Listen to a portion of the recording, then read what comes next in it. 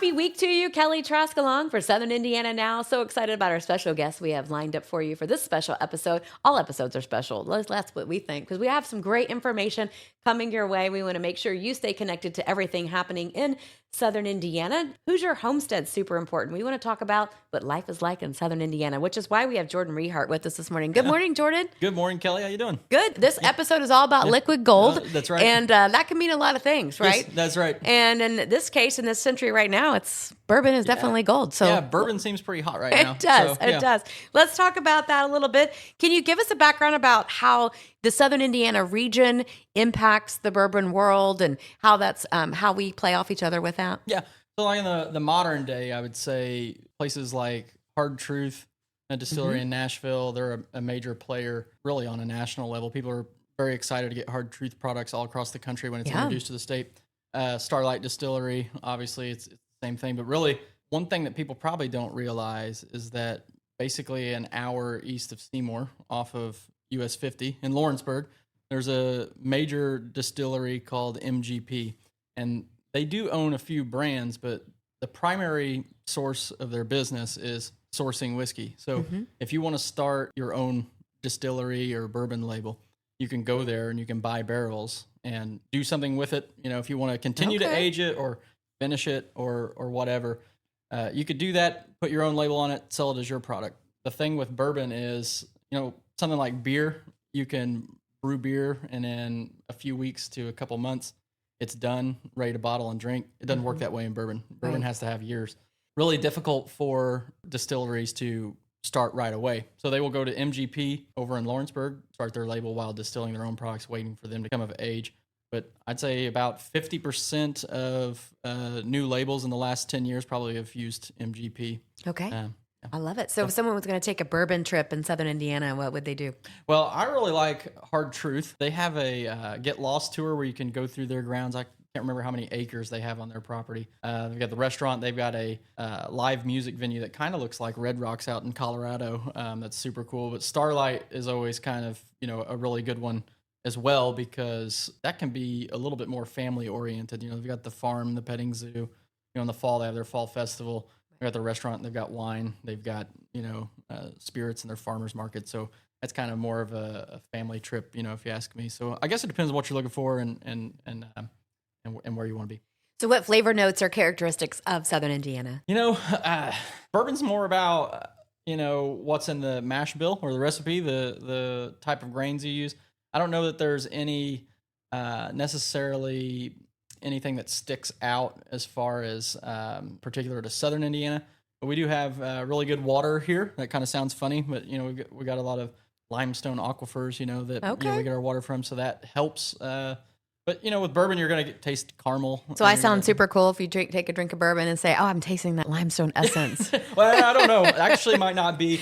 It's not something that you would necessarily I'm just taste, playing. right? Yeah. But you're going to get, you know, caramel notes. You're going to get, if there's a lot of rye in it, you're going to get, you know, those spicy notes. If there's wheat, it's going to be a little bit softer and sweeter. Hey, you can't have good bourbon without good water. That's right. Yeah, That's right. so we'll stand on that. I'd say we're probably comparable to Kentucky because bourbon's so much about the climate for which it's aged. So, and obviously being a border state to Kentucky, we're, you know, probably very similar in our climate. So got it. Probably a lot of similarities. All right. So if someone had some more questions about bourbon or wants to know where you can get some things, can they get and reach out and touch with you? Yeah. So I serve on the board of directors of Seymour Main Street, and my friend Brian Terrell, he's also a board member, and he came up with this event, the Bourbon Pour, which is a blind tasting coming up April 5th. If you want tickets, you can go on SeymourMainStreet.org. But he and I also have a YouTube channel called The Bourbon Pour, and we're always accessible. Love it. Yeah. So we're on YouTube. We're on Facebook and Instagram. So we do get people, you know, reaching out, you know, saying, hey, you know, what's your favorite on this or a recommendation. I also hang out at Vic's Liquor Store in Seymour quite a bit with Keith. And, you know, he does a lot of regular tastings there. There's a group of guys who always are chatting. And, you know, at Christmas time, we did a deal where we were all, you know, kind of met up there. And if you wanted a recommendation for a gift, you could stop by and learn about something going on. But love it. All right. Well, do stay connected. You can get tickets to that event. And that's Bourbon Pour, going to be happening in Seymour, as you mentioned. You can get tickets. You can go online. We'll be back on Southern Indiana Now. I'm Kelly Trask.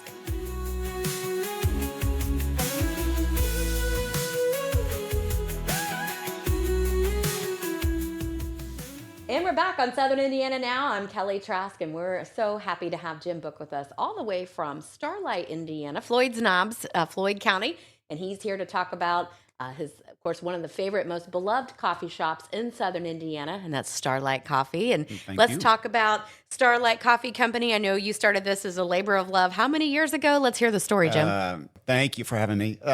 22 years, almost 23 years in September. Okay, I started this. Well, I'm happy that you're part of our Hoosier Hustle segment because you've definitely been the epitome of that over the last 20 plus years. And when you started Starlight Coffee Company, how come you picked Southern Indiana, just in general as a region? And what's been special about operating, and how have you grown over the years? Well, so a bunch of questions at one time. Well, I'll just start from the beginning to where I'm at now. Whenever finished school, started working full time, wanted to do something for myself, to do my own business. And then Southern Indiana, which is where I was born and raised, there was no coffee shop. So, I was in Louisville a lot with work, and it was trending. Mm-hmm. And so then I met some local guys there that kind of guided me and helped me.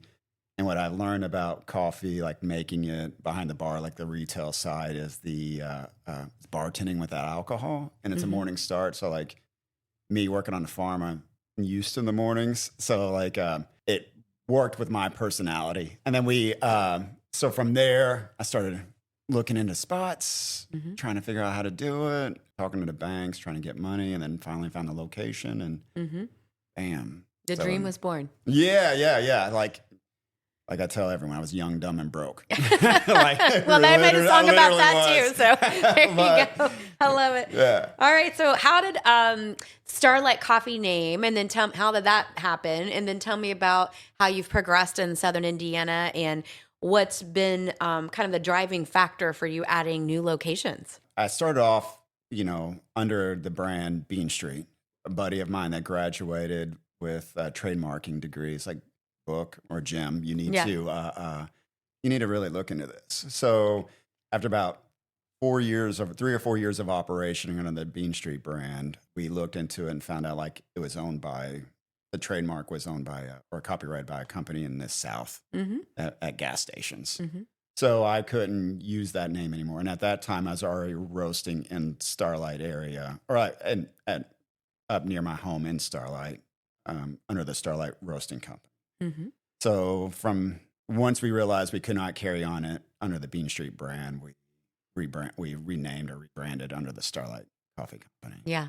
So tell me about all your locations, and walk us through the process of was being in Southern Indiana give itself to culture, and have you been able to foster that? Well, since that time, I've up to 4 locations: Sellersburg, Floyd Knobs, New Albany, and in Georgetown. I move slow at it. I'm very cautious about it all, but I love it. The community, the Southern Indiana community, is just supportive. It's great. Work together, and it is like for me, I want it to be that little gathering hub where people meet, get their drink, and get the day going. I've been in multiple locations. I've heard everything from Bible studies to business meetings to college planning to girls' day to baby showers. I mean, you literally host all the connections, and I love that. Yeah, it's a lot of fun. Yeah. That's great. Do you have a personal favorite roaster blend? So if someone hasn't been there, they're listening or watching, what do they need to try? First trip to Starlight, what do they need to order? Well,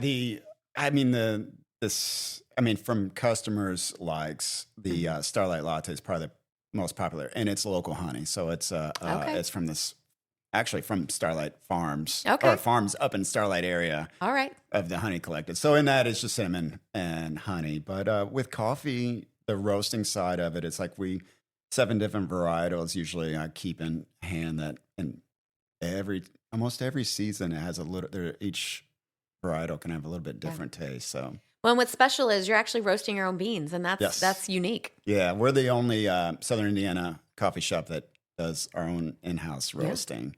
Yeah. So, and it's fun because I have control with the broker from the farm to to my hands. I love it. Farm to table. It's all about it. Yeah. Even the honey's local. Okay. Right. So if you want that local experience, you definitely need to check out Starlight Coffee Company in Southern Indiana, and they'll get you connected to not only the people, but some great coffee. We'll be back here on Southern Indiana Now. I'm Kelly Trask.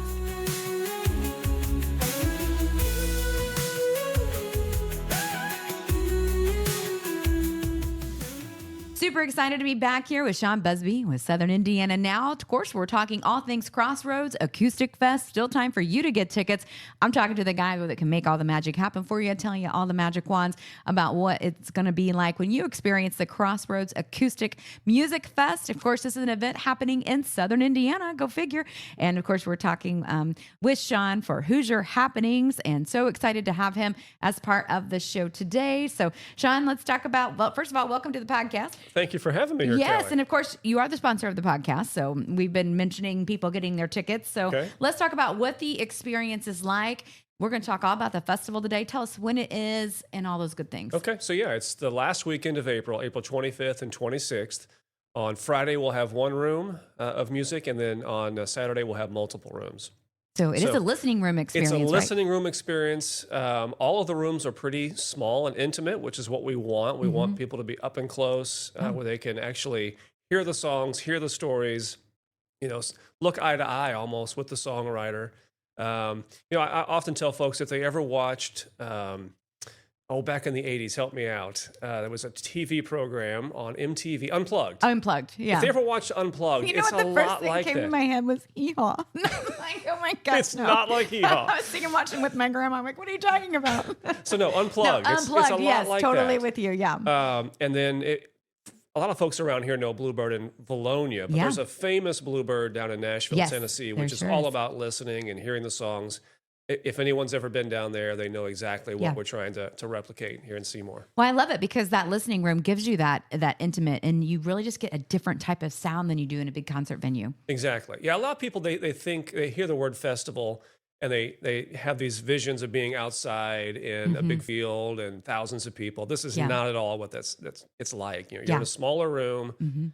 Again, you're up close with the artist, and it's just a really, I think, a very high quality type of experience. Well, it gets you doing deep dives into the songs. Tell us about that, how they talk with, how the artists kind of explain the backgrounds and so forth. Yeah, they don't necessarily do it with every song, but yeah, you will definitely hear stories behind the songs. You'll kind of get some insight maybe into how songs come together. So yeah, it's a really unique experience, and the stories are in a lot of ways almost as much fun to hear as the songs themselves. All right, so walk me through. Tell me what a night is like. So I know they're going to come. There's Friday night. There's one listening room. Saturday evening, there's a couple more listening rooms, so you can go experience that. Yeah. Your ticket covers all of it. So tell us about how all that works. So we have a 2-day pass, which I think is the best value because you get to come both nights. Again, Friday night's going to be our largest room. We'll be able to seat maybe as many as 300 in that large room at the Copper Top. And then on Saturday, we add a couple of additional rooms. So we'll be at Jackson County Visitor Center. We'll be at Knights of Columbus, and possibly a fourth room, depending on how ticket sales go. But yeah, you get a wristband, and then you can move about, and you can kind of create the experience that you want. And see the artist that you most want to see. It's like the Mad Lib of music consumption. Yeah. I love it. All right. So you get to decide what you want. And should people eat ahead of time? One of the area restaurants? We'll have food downtown for sure. You'll have food. We may have some food trucks, but there are lots of great restaurants downtown. Okay. I mean, right next door to Copper Top, we've got Schweitzer's, we've got Rails, Brewski's is downtown, Vat and Barrel is downtown. There's just so many good options. I would encourage people to come hungry. Yeah. All right. So where can they get tickets, Sean? You get tickets at crossroadsacousticfest.com. If you happen to be in town and you want to swing by Jackson County Visitor Center, they can take care of you there as well. But yeah, the easiest thing is just to hop online. It's a real quick process. And all of the information about the festival, about the artists, it's all on our website. And again, that's crossroadsacousticfest.com. All right. So one more question. How many artists will be in around the area for this event? We're going to have over a dozen musicians or artists performing. Some of them will perform more than once to give folks a couple chances to try and catch a performance. But yeah, we've got a fantastic lineup this year. Yeah. I guess I should mention, for those who don't know, we do have some Indiana artists, of course, even a couple that are right here in Columbus, Seymour area. But a lot of the artists are coming in from all over. We've got several that are based in Nashville, Tennessee. We've got some that are from Georgia. We've got a lot of folks from Kentucky. Ohio area. So it's really a regional, but also some national artists mixed in with what we're doing. All right, fantastic. Now I know that there's some good artists that have written some songs. So a lot of this is singer-songwriters. So they have a lot of their original, and then they've written for other artists. Let's talk about that. Yeah, a couple of the guys that are coming. Sean McConnell has written for a lot of big name country artists. I don't even know if I could come up with a list. I know Tim McGraw's in there, Little Big Town, and just a bunch of others that you would know. And then the same thing with Ben Chapman and Meg McCree. They've both had songs cut by some big artists. Yeah. So they're really doing well in Nashville for sure. But I love that. in addition to writing for other artists, they're really pursuing their own careers pretty heavily. All right. I love it. Yeah. Well, definitely get your tickets for Crossroads Acoustic Fest. That's happening in Jackson County. Several listening rooms available. You kind of get to decide what your night looks like. You can take advantage of food there as well as some other restaurants. So it's really just what you want it to be. But make sure you're there, and you can get your tickets again at crossroadsacousticfest.com.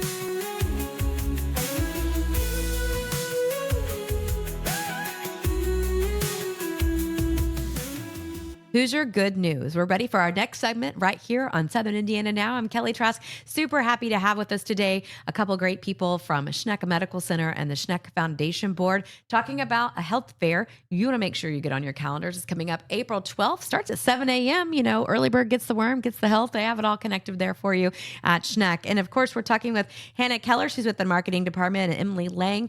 And she's the host of the Teddy Bear Clinic. So we're going to talk all those things. Make sure you're staying connected with staying well. And as part of that, we'll get right to it because I know they have a bunch of stuff to tell you. All right. So good morning, ladies. And so excited to have you here with us today. Let's talk about some good news happening in Southern Indiana. Yeah, so Schneck is really excited to bring the Schneckwell Community Health Fair back this year. This will be our 4th year hosting this event. This is kind of a re-envisioned version of the health fair that used to take place at the Seymour High School. So a lot of people around here remember that. They remember lining up and going through and doing the blood draws and the bone density screenings, those sorts of things. This is basically the same idea, same premise, but we're bringing that into the Schneck building. So tell me about what time they need to be there. What do they need to bring? And do they have to worry about insurance? Let's connect all those dots. Yeah, absolutely. So this is a event for anyone and everyone in our community. That includes little kids. I'll let Emily speak on that in a minute. But yeah, basically this event is for anyone in the area that wants to drive in and see us. This will run from 7 to 11 a.m. in the Schneck Professional Building. That's at 411 West Tipton Street. And they can park in the parking garage on any level and walk right in. They do not have to have insurance. If you have insurance, some of our screenings will ask that you provide that, but you do not have to have insurance to partake in our screenings. The blood work is low cost. That's a cash only offer. So bring your cash with you for that, and you can pre-register on the website. Our skin and breast cancer and cervical screenings and our prostate screenings are all free. So nothing required for that. Just show up and partake. Right. And of course, you have some accommodations for even kiddos with their teddy bears. Emily, let's talk about that. So the Teddy Bear Clinic is part of the Schneckwell Health Fair that is hosted by the Schneck Foundation. It is tailored to children ages 3 to 10. Each child that participates will get a teddy bear in the morning that they can take through different series of doctor visits with all of our different Schneck provider practices. The teddy bears will go through and get checkups. They'll learn about being healthy and taking care of their bodies, and even get a little procedure done.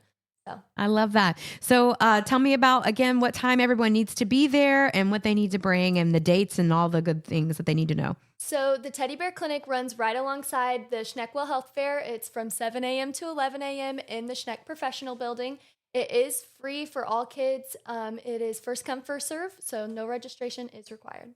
All right, fantastic. Well, we are super excited to make sure you have that on your calendar for the Schneck Health Center. So if you're listening to us from anywhere in Southern Indiana, you're welcome to come. You don't have to be a current patient at Schneck to take advantage of the health fair. They just want to make sure you and your family stay well. All right, we have some upcoming events. We want to make sure that you get on your calendar. Aside from the health fair, we've got Cars and Coffee in Columbus happening from 9 to 11 at Luca B Coffee. That's happening March 29th.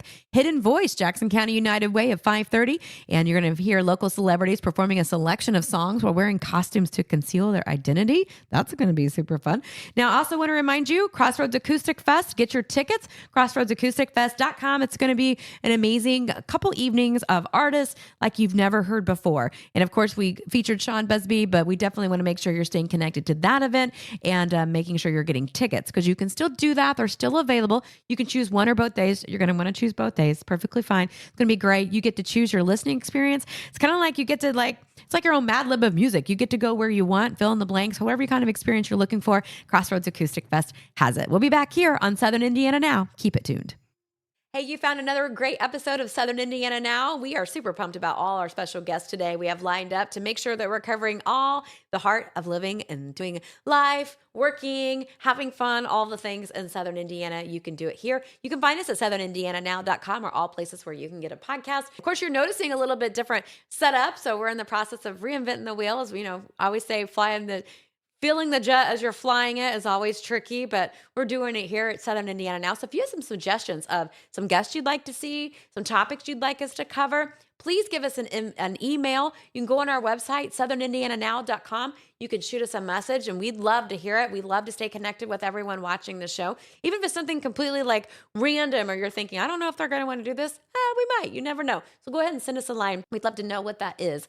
Also, we want to make sure that you're getting connected with the Crossroads Acoustic Fest. That's a big event happening at the end of April. You can get tickets by going to crossroadsacousticfest.com. We want to make sure that you're getting connected with that. You can choose 1 or 2 day tickets, whichever makes your enjoying experience for your listening room, whatever you're looking for that. And you can get all the information at crossroadsacousticfest.com.